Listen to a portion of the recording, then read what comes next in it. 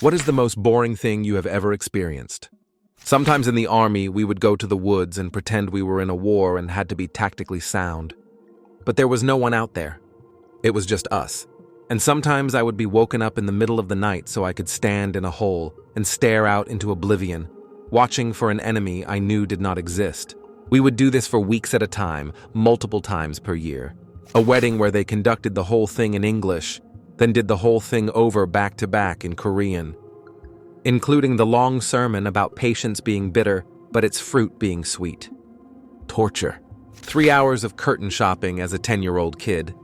I found what my mother was looking for within 10 minutes, but she wanted to see what the store had. Had I known she was going to take so long, I'd have brought my Game Boy. Parents, man.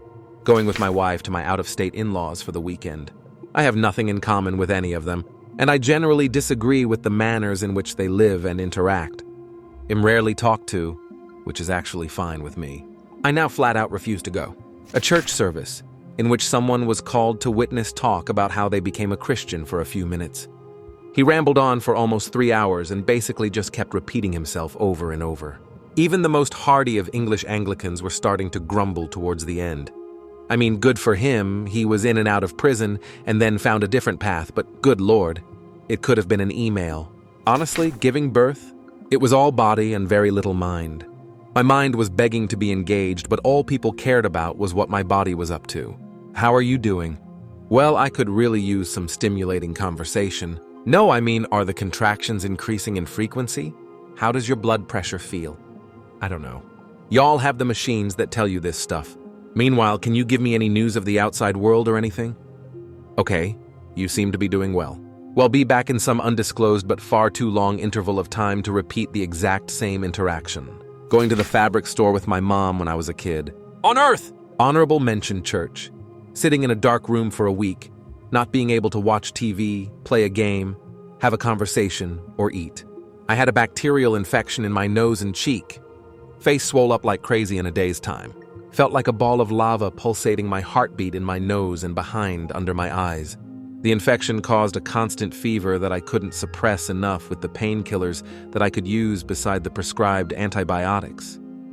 The antibiotics were so heavy that eating wasn't allowed a couple hours before and after taking them for 5 times a day. Also, after taking them, I'd feel sick and couldn't lay down because it would make me vomit. Because of the constant fever and the throbbing of the infection, I couldn't focus on anything or bear much light or sound. Couldn't handle our toddler being in the same room either.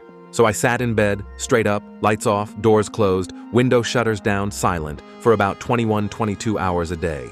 Couldn't sleep because of the pain, but for about 2 hours a day I would finally shut down cause of exhaustion before the pain woke me up again. That week sucked donkey balls. I had to sit through a poetry reading for 2 hours knowing I was missing my team's playoff game. It was painful trying to pretend I was enjoying myself. I have since gone NC with this group of relatives. Night shifts on alert in a nuclear launch control center. Nothing goes on, but you have to sit there awake, waiting for something to occur. If the internet wasn't working, you didn't have anything to do to stimulate yourself awake, and it was all hands on deck to not fall asleep. Very glad I'm not doing that anymore. My boss signed me up for Six Sigma training. I did one of the bajillion sections and wanted to die. It's the most mundane I've ever experienced. The course was something like 60 hours long, meaning it'd have to do an hour a day for 3 months to complete it. I haven't started the second lesson, and it's been about a year, lol. Hope I don't get in trouble. I was unwillingly taken to a sewing needle factory in France as a teenager. The tour described a 27-step process of how to make a sewing needle, all in French. I don't speak French. Then a full museum solely about needles. I've never felt boredom like it. It was painful, a desolate place to be. I spent the whole time wanting to get a hold of a needle so I could end my life with it to free myself of said museum. In 2017, when I was in high school, I worked for Kmart. I made all the shoes face the right way in their boxes. That's how I learned it was possible to be literally bored to tears. Used to work nights in an IT company. Nothing happened. You were just there to check if you got an alert that said something might be happening, then cancel the alert if it was a false alarm, or call somebody if it was real. Used to have to keep a log of how many minutes I spent doing work. I'd spend an average of 5-10 minutes of a 12-hour shift doing work. I asked to see the support tickets that the day shift had left overnight. This was denied. I asked about training courses, denied. The internet was heavily restricted.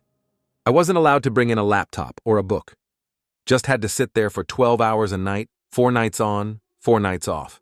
Catholic Mass as a child was excruciatingly tedious, but it helped develop my imagination. My brain daydreamed its way out past those stained glass Jesuses and far away. A job where the boss's wife micromanaged everything. It got to the point where I could do nothing but sit at the desk, literally for hours. It was brutal, and I didn't stay there long, but it felt like years. Those few hours after a night of cocaine where you can't sleep but have no energy to do anything. So you just lay in the dark awake, listening to your heart pound. My mom dragged my husband, then boyfriend, and me to a motivational speaker rally like a decade ago. I have never been less motivated in my life. My husband was nodding off next to me. A 16-hour car ride with my mom and dad with no phone, no internet, no music, no conversations. In hour 15, I had to start a fight to feel something other than dread. I'm a former Jehovah's Witness. JW meetings are absolutely boring. I had no idea that I was born into a cult and left. No more boring meetings every week. When I was little sitting in church with my mom, I was so bored listening to the pastor drone. So bored, in fact, why had I had the idea that if give myself a nose, I could get out of this agony. So I head-butted the back of the wooden pew so hard I broke my nose. It worked. I was rushed to the hospital. I've never felt that level of boredom again. If you're ever on a Vegas trip and someone wants to do the Hoover Dam Grand Canyon bus tour, don't do it. We got on the bus at like 6 a.m. and got back to Vegas at midnight. Have you been in the military? So much downtime and super early formations for no reason. It's basically life and death, or should have been an email with not a lot in between. There's an old dude that walks around my neighborhood, and if he catches you will launch into a monologue about his sisters. Husbands, uncles, girlfriends, cousins, kid. It can range from 5 minutes to however long you can take it. I swear my eyes start spinning in my head. I know he's lonely, but JFC. I went to a party where my ex-husband and I were the only people who weren't in Mensa. Once the Mensa members realized we weren't in their tier, they either ignored us or spoke to us like we were toddlers. Worst party ever. I remember as a youth we were taken as a high school year to see an opera in Leeds Town Hall. We were just a small town high school of working class kids. Needless to say, that was the most boring 5 hours of my life. Not one of the kids there would have had the first clue why opera was, and I include myself in that. The Van Gogh experience. If you like sitting on a cold, dirty floor while AV students flash moving pictures across a wall, boy, have I got an experience for you. My IRL peers would skin me alive if they knew I said this out loud, so thankfully this is Reddit. But I'm going with the orchestra opera. Bro, look, most legendary nap I have ever taken. I can sit through a play all day, but that no way. Sitting on an upside-down bucket watching a pressure gauge not move for 7 hours. Wasn't allowed to touch anything even if the gauge did move because that was all owned by trades, but they had to have an engineer present. Went to local small-town choral concert, and they did an original song called Spicy Medley. The first 2 songs were cute. Then to my horror, I realized they were going to sing about every spice in the spice rack, paprika, cinnamon, all of them. When I was in the military, there were points where I would work 12 hours a day, 7 days a week, with time off to work out, shower, eat, and sleep. I read a lot, but it was so monotonous at times. Afghanistan 2014, clearing the same route for the umpteenth time at a mind-numbing 30 km/h at our fast pace. Matched again by the Army, where I sat at an entry control point. So nobody drove into our training area, with literally nothing to do, because it was supposed to be done in shifts by each company on the range. It was not done in shifts. Watching a session of Congress. Lost my faith in government that day at the tender age of 15. We spent 3 hours in there and they didn't accomplish a single thing. Going to any store with my wife. I can go through the whole store and she's still in the first aisle trying to find the perfect grapes. That dollarish section when you walk into Target is also a nightmare.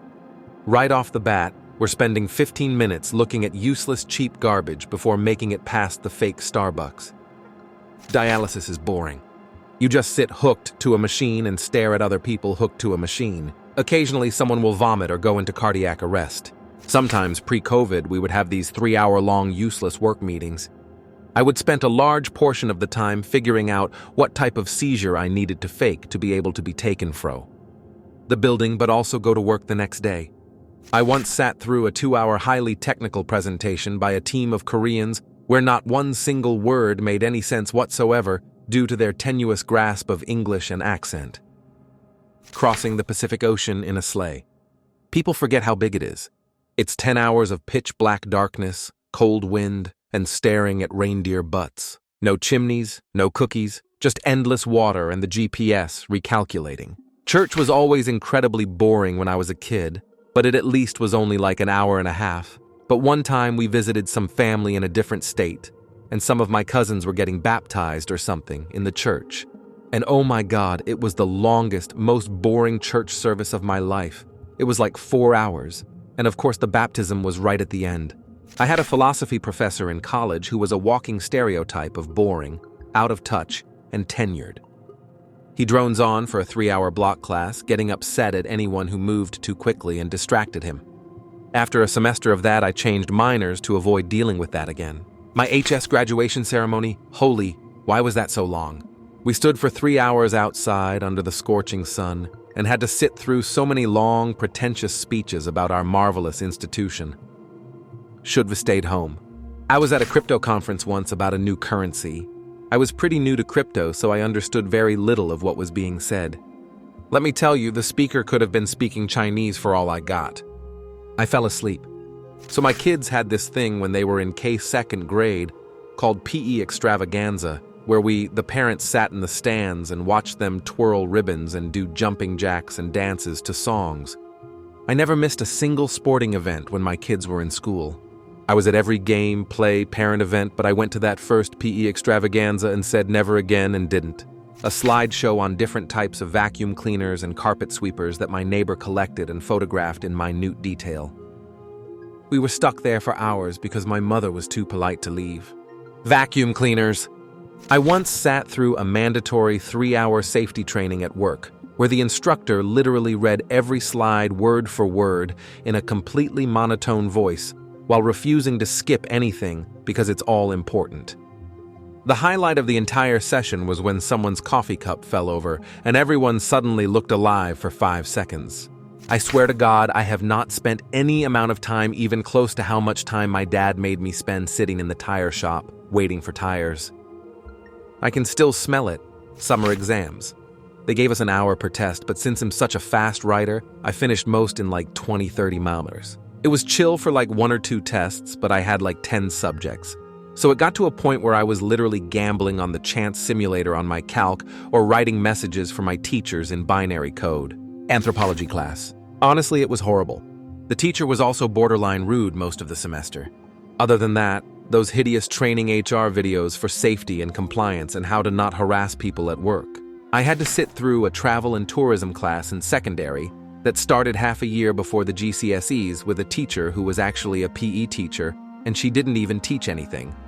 She just read things off a PowerPoint and made us do fake holiday brochures on PowerPoint that were closer to geography with parts of travel options. For the exam, she just said, "It's just common sense, you can't get it wrong." It was literally the furthest from common sense you could get, because we don't work in a travel company. It was so boring I skipped a bit of the class to do maths of all things. In 9th grade biology. I always liked school and never felt it was boring, but the teacher literally just read straight from textbook. No explanation, no conversation. Just read the whole time. I started having my mom make the orthodontist appointments during that class specifically instead of my usual end of day to make it shorter class. At a yellow ribbon event in Orlando. My husband was getting deployed and his attendance was mandatory, so for funsies, he dragged me along.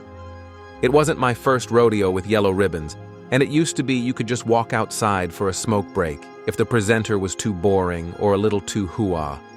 This time round, you couldn't leave for any breaks except for the ones scheduled. Got an ID badge you had to scan for each presentation. You were locked out of your hotel room if you tried going back before you were dismissed for the day. It was a long 2 days. The info was good, but good God, the presenters could put an insomniac to sleep. I was never so glad to be on a plane heading back home.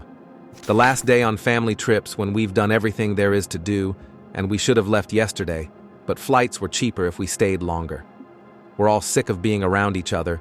We've been drinking every night, so you don't want to have a drink, at least not before 5. Laying on a bed, scrolling Reddit for hours and hours.